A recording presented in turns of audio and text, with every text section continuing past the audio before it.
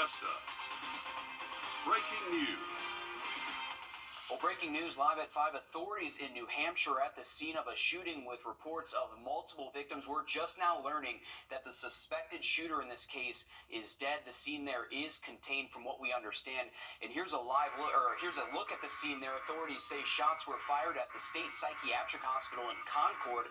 That's the state's capital. Right now, not a lot is known, but we do know this. Multiple agencies are on scene, including Homeland Security. Also, an alert by New Hampshire State Police on social media says there are multiple victims. But again, just moments ago, we learned that the suspected shooter has been killed. We will continue, of course, to follow this story and bring you what we know on air and online at wrdw.com. Well, weather-wise today, we have stayed warm again. High temps hitting the upper 70s today in Augusta. We have stayed fairly cloudy, mostly rain-free, though. We are looking at the chance maybe for a few stray light showers over the next several hours up until possibly even portions of the overnight, but it's not going to be much. We're not expecting much measurable rain. So if you are heading out this evening, I wouldn't necessarily anticipate a ton of rainfall. May not be a bad idea to just have a rain jacket close by, though. Closer look at our radar network here across the CS area. We have cloudy skies. You can see there are some light returns here popping up near Highway 1 down Jefferson County. So just not really expecting a ton of widespread heavy rain by any means. Rain chances do just stay 20% or less through the rest of this evening and the overnight hours. By the time we get to sunrise Saturday, beautiful weather is in store all weekend long, and we should bring back generally sunny skies by tomorrow. Here's our hour-by-hour forecast. So cloudy conditions, maybe an isolated light shower at times as we continue through around midnight tonight. Daybreak tomorrow morning, we got a cold front pushing through, so that's going to help clear out our skies. Lots of sunshine expected Saturday afternoon, and still going to be pretty warm tomorrow. We should actually hang on to high temps above average, at least into the mid-70s. Nice weather sticks around through Sunday, but we are tracking our next rainmaker by early next week. We'll have more on that coming up in the full forecast. Let's get a quick update on your First Alert traffic. And now, First Alert traffic.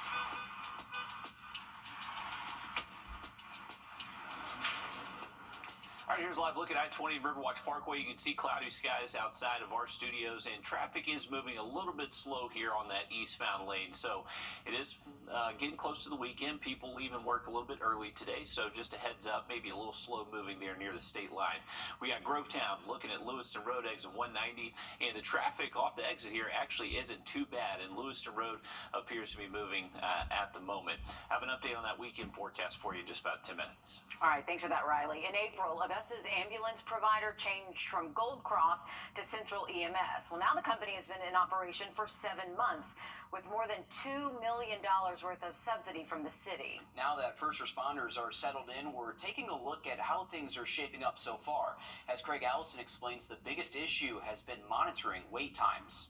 A little more than 6 months ago, Central EMS was working their entire operation right off of here on Reynolds Street, following a last-minute call from Gold Cross saying they would be pulling out early just ahead of Masters Week. Now, we're looking through an open records request to see how well they've done in their first 6 months operating here in Richmond County. More than 100 pages, but 2 emails specifically show there are times when Central EMS struggles to respond when needed. One email from August says the time it takes for ambulances to respond can't be recorded. The reason? A fallout still from Augusta's cyber attack in May. Another email from Augusta's E911 Center director saying slowdowns have popped up running like Gold Cross, referring to the former ambulance service which faced criticism for not responding to emergencies quickly enough. Here's one of those heavy response time calls. 911, do you need police, fire, or an ambulance? Ambulance? Have you already called? No. Okay. One moment, okay? Okay. So we have a high call volume. Okay. All new on News 12 at 6 o'clock. We're going to continue to further explain what we found in 165 pages of returned information on how well Central EMS has been doing here in the Garden City. In Augusta, Craig Allison, on your side. All right, thanks, Craig. New developments today in the case of a child that was found dead at Fort Eisenhower on Wednesday. Post officials identified that child as the son of a staff sergeant. The child's mother is in custody this evening. In a statement, Post officials said, quote, "The Fort Eisenhower family suffered a terrible loss in our community. Our focus is providing care and support for those affected by this tragedy, and we are requesting privacy for the family to mourn and heal." Officials say no further information can be released, and the death is under investigation. Fort Eisenhower, not the only post dealing with a death investigation. In Georgia, Fort Stewart officials say a family of 4 was found dead at their on-post home Wednesday. A female soldier, her husband, and their 2 children were found dead after a welfare check was requested by the soldiers' unit. Officials say this is an isolated incident and there is no threat to Fort Stewart. We're following some developing news out of Columbia, South Carolina this evening, where Richland County school officials say a high school student was stabbed and is now in the hospital. This all happening after 2 this afternoon at Columbia High School. Deputies say a suspect is in custody and there is no immediate threat. At this time, it's unclear the extent of that student's injuries and their condition. Developing out of Atlanta, a police chase ends with a shot fired inside a hospital. Authorities say around noon, reports of a stolen vehicle led police to find an armed suspect. Now, police say the chase led them into a nearby hospital where an officer fired his service weapon once. No one was hit, and the suspect was arrested without incident. The grades are in for both Georgia and South Carolina, and they're failing when it comes to infant and maternal health. A new study released by the March of Dimes revealed both states have an F for things like premature birth or infant mortality and lack of access to general health care. The study also found that both the Peach and Palmetto states' scores worsened compared to last year. According to the report, one of the ways both states can improve their scores is through expanding mobile and accessible maternity care. Georgia lawmakers are pushing for change to increase punishments for street racers. The proposed resolution is called Erica's Law and is inspired by Erica Pines, who was in her car when she says a street racer crashed into her on the interstate. Now she's facing the likelihood of never being able to walk again. What upsets me is I know that accidents happen. This was someone acting foolish on our roadways for a thrill. And they're getting away with acting foolish on our roadways for thrills, and it has to stop. It is not fair for us to walk into a courtroom and the person that did this damage to us receives a fine and a slap on the wrist. Erica's Law calls for a 5-year license suspension for first offenders, a 10-year suspension for second offenses, and a lifetime suspension for a third offense. New Hampshire is defying the wishes of President Joe Biden and national Democratic leaders in its decision this week to hold its presidential primary in late January. But the South Carolina Democratic Party says its February 3rd primary, 11 days after New Hampshire's, will still be the first in the nation. Our State House reporter Mary Green explains why. South Carolina Democratic Party Chair Crystal Spain was succinct when she told me what the announcement of New Hampshire's Democratic primary date will mean for South Carolina's. Nothing. It is just not a factor. They can go whenever they want to go. South Carolina is the first in the nation primary, and we're excited and honored to host this primary. Spain says signs like these aren't going anywhere because this is a contest about awarding delegates to win the party's nomination, which South Carolina will be the first to do. New Hampshire leaders argue they're bound by their state constitution, which requires the Granite State hold the nation's first presidential primary. It disregards the new calendar the DNC set for 2024, putting South Carolina first, and there could be consequences. President Joe Biden is skipping New Hampshire's contest, refusing to file for his name to appear on the primary ballot, and the DNC has threatened to strip the state of its delegates if it jumps the calendar. That's one of those things where the DNC needs to be cautious. What's important in terms of an election that we think is going to be close, New Hampshire is a potential swing state, so if you punish the Democratic Party there too heavily, then it kind of what happens in the general election? They just say, well, we're going to stay home or we're not going to be as supportive. And we're now less than 80 days out from South Carolina's Democratic primary. 3 candidates will be on the ballot here. President Joe Biden, Minnesota Congressman Dean Phillips, and Marianne Williamson. Reporting Columbia, I'm Mary Green. South Carolina Republicans, meanwhile, will hold their presidential primary February 24th. For the GOP's calendar, South Carolina retains its traditional spot as first in the South. In America, if you're a gunshot victim, there's a good chance that you could end up a victim again in the future. Just ahead, we'll show you a program in Georgia looking to change those odds for the better. Riley? And we are keeping an eye on the chance for maybe a stray shower this evening, but mostly dry heading into a beautiful weekend forecast. Have a look at that just after the break.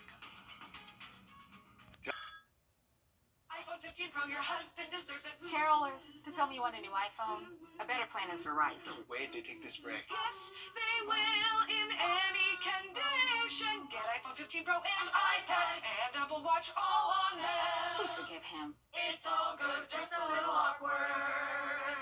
We'll wrap this up. Black Friday starts now. Turn any iPhone in any condition into a new iPhone 15 Pro with titanium and iPad and Apple Watch SE all on us. That's up to $1,700 in value. It's holiday every day with Verizon. Our first alert commitment to you is the power of 5 meteorologists. All the tools, the latest technology, and the first team of 5 meteorologists. News 12, NBC 26 First Alert Weather on your side. Breaking news live at 5. You are now taking a live look over the psychiatric hospital in Concord, New Hampshire. Just a few minutes ago, we learned the suspected shooter is dead. On social media, state police say there are multiple victims, and we are just now learning more about this hospital. We're learning it's a 185-bed facility. It's an acute psychiatric hospital. We're told the hospital has its own uniformed security force and requires visitors to go through metal detectors. Now, no word if the shooter in this instance was stopped by the metal detector, but we do know metal detectors are in place. Absolutely, and you can just see here from these live pictures from that hospital, the response here from law enforcement and emergency officials there. Multiple agencies are on scene, including Homeland Security. Information like the number of victims as well as a timeline of what exactly happened is not available right now. Of course, we'll continue following this story and update you right here on air and online, wrdw.com, but just a massive response there. Multiple victims. Again, the suspected shooter in this case is dead.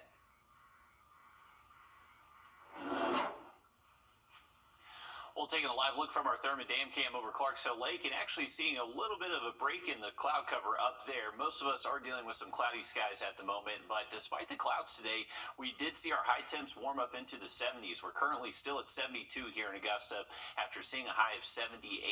We are seeing mostly calm winds, nothing overly breezy, but taking a wide look at what's happening across the region, you can see we're kind of in between two different systems. We have an area of low pressure just off the coast, then approaching cold front towards our west. So that's just kind of squeezing our skies together, may be able to produce just a few isolated showers through this evening into early tonight. Closer look at our radar network, you can see just some very light rain popping up near Rennes in northern Jefferson County off Highway 1. Other than that, most of us are dry, and that should be kind of the coverage of rainfall we continue to see over the next several hours. If you're heading out to those playoff football games tonight, may not be a bad idea to have the raincoat in the car just in case, but I would imagine most of those games do remain dry through most of the game. Cannot rule out maybe a raindrop or two. Rain chances will stay very low through the weekend, but as we roll into next week, unfortunately, rain chances are going right back up. We are expecting a pretty decent rainmaker to show up by Tuesday next week and most likely not completely get out of here until we get to Wednesday. Here's a look at our hour-by-hour forecast this evening and tonight. So you can see for us here in the CSRA, temps will stay in the 60s, pretty mild night up ahead, and maybe just a stray shower or two. By daybreak Saturday, we're bringing back 50s. Should see clearing skies through most of our Saturday afternoon with warm highs again, most likely upper 70s for us here in Augusta for our Saturday. Some big games across the region. We got Georgia taking on Tennessee. That's going to be a 3:30 kick up in Knoxville. Kickoff temp of 60 there. Clemson taking on UNC. That's also going to be a 3:30 kick in Death Valley. The night games for the Gamecocks and the Yellow Jackets. 8 o'clock kick there in Bobby Dodd. 7:30 kick in Williams-Brice, and those temperatures should be in the 50s and 60s. 70s. Here's our day planner tomorrow. We're going to hang on to sunshine through at least lunchtime, maybe a few clouds passing by into the afternoon. Very comfortable temperatures, but most likely mid to upper 70s out there for Saturday. Once we get into Sunday, high temps will cool off just a little bit, most likely staying in the 60s then. And both days, generally sunny skies and not too breezy either. Full look at the 7-day forecast for you. We do have a little bit of rain moving in by next Tuesday, but mostly dry as we head into Thanksgiving.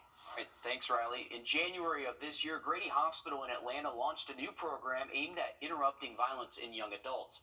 Nationally, studies show that gunshot victims on average have a re-injury rate of 30 to 40% within 5 years, and 20% of them die. But under Grady's new program, of the 380 gunshot victims they've treated this year, only one has returned to the hospital with another gunshot wound. Patrick Quinn spoke to one woman who's in this program on how it works. Shot in the back, Cheryl Mayfield was bedridden on January 13th. Doctors told her she would never walk again. 11 days later, feeling returns in her legs. I feel that. Ooh. And the next day, 1, 2, 3, go. Boom. Cheryl finding her feet. By March, leg extensions.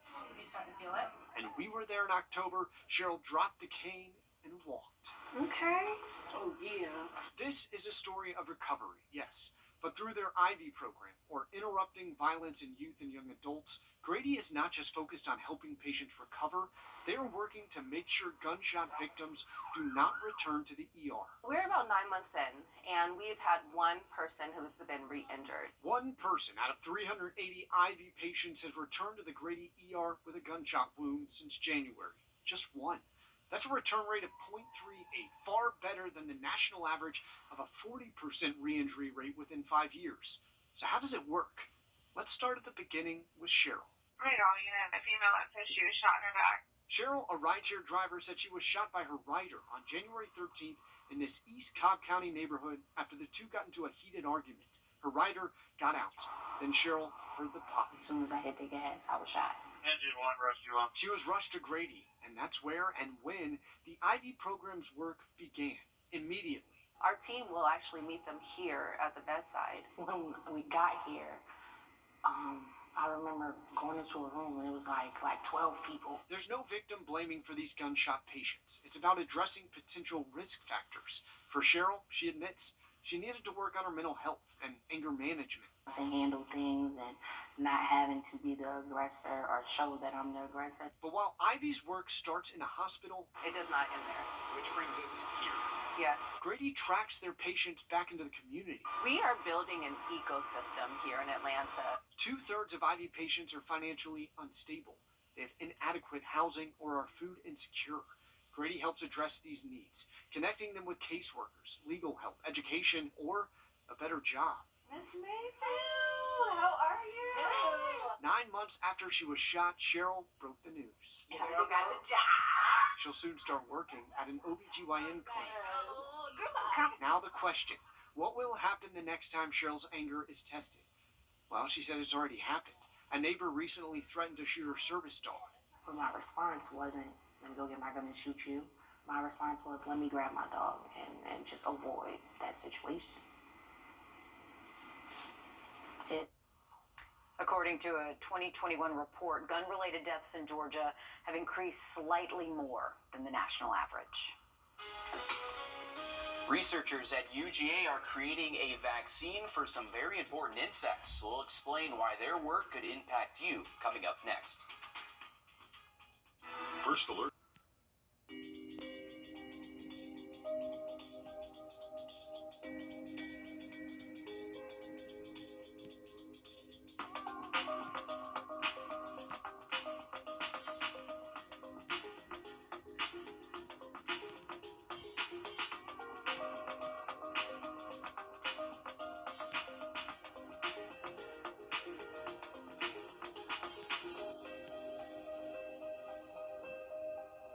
I'm attorney Ken Nugent. Child's eczema specialist, how Dupixent can help heal their skin from within. UGA researchers are working on a vaccine to protect some of the world's tiniest pollinators. The commercial production of more than 90 crops relies on bee pollination. 1/3 of our food is impacted by pollinators in some way. That's a huge responsibility for such a small insect. But as Abbycasaurus explains, you can't do your job if you're sick. A little stirred up, but nobody's stinging me yet. It's not simple keeping bees. Dan Long cares for millions of bees in Athens. Now that's what you want to see. This is a healthy hive, but this one won't last much longer. There's hardly any bees left in here at all. They're definitely just about done for this world. Roughly 40% of beehives die every year because of a lack of food, harmful pesticides, and bacterial diseases that weaken and kill colonies, like American foul brood. The only treatment is to literally dig a ditch and burn your hives. Long lives just a few miles away from UGA's College of Veterinary Medicine, where Dr. Lewis Bartlett is running trials on Dalen Animal Health's bee vaccine in the Bee Lab. Forbes magazine just listed this as one of the top 100 inventions of the year. Here's how it works. Researchers make a candy cocktail with the vaccine that's consumed by the worker bees. Then they feed the vaccine to the queen. She eats it and it's transferred to her millions of offspring in the hive. There's the queen. This vaccine could lead to more vaccines to protect honeybees from other diseases. It's groundbreaking technology that could help other insects. Absolutely incredible the way it works. And the fact that her attendants feed it to her, think the potential to vaccinate against it is just tremendous compared to treating for it. Whether you're a commercial beekeeper or it's just a hobby, you can purchase the vaccine through the Dalen Animal Health's website. In Watkinsville, I'm Abbycasaurus. All right, thank you for that, Abby. It is, we did miss our sunshade giveaway yesterday, so we got to make sure we get a shout out to Mark Coda from Martinez, Georgia. He just won a Plunkett Heating and Air sunshade. To get your own, just go to WRDW.com, click on contest, and you can submit your email right there. We'll have another look at the forecast just after a quick break. Welcome back, folks. A live view from the Dam Cam. We got some cloud cover still moving in from the west, and this could possibly produce a few very light showers across the area this evening and tonight. If you are heading out, don't expect cold temps. We're actually still near 70 degrees, and we are expecting to stay in the 60s over the next several hours. Here's our radar network showing still this area of low pressure off the coast. That's where the majority of the rainfall is at the moment. But as this cold front does get closer towards us into tonight and by daybreak Saturday, that's where maybe our low chance for a quick shower can come into play. We have been tracking just a very light shower on Highway 1 over northern Jefferson County, just outside of Rennes. Other than that, most of us have remained pretty dry out there so far today. Into the weekend, we bring back beautiful conditions Saturday and Sunday. Highs still warm tomorrow in the mid to upper 70s, and then more rain by next Tuesday. All right, thanks, Riley. Stick with us. We have more news, weather, and sports, and our Under the Lights coverage coming up as News 12 Live at 5 continues.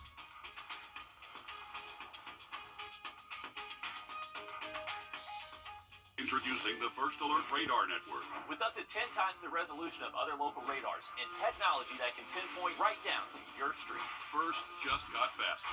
No matter where you live.